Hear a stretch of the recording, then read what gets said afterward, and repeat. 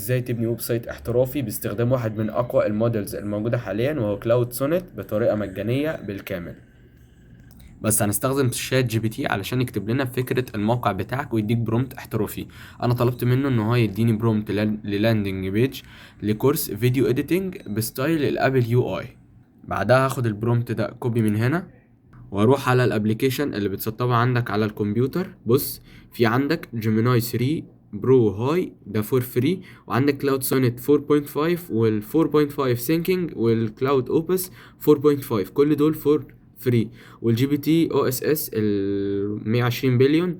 طبعا انا هختار كلاود سونيت 4.5 لان بصراحه السينكينج ده بياخد وقت شويه، واعمل له بيست من هنا للبرومت ده واضغط انتر.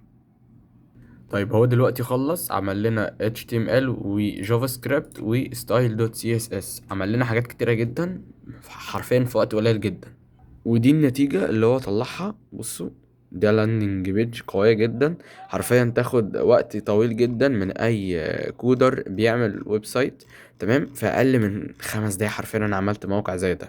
بس ده ما يمنعش ان انت لازم يكون عندك خلفية عن البرمجة، بحيث ان انت لو قابلتك اي مشكلة تقدر ان انت تحلها. ما ينفعش ان انت تعتمد اعتماد كلي على الاي اي، لان احنا اللي عاملين الاي اي. فلو انت جاهز ان انت تتعلم حاجة زي كده وازاي تستغل الاي اي ان هو يساعدك في شغلك، اعملي فولو.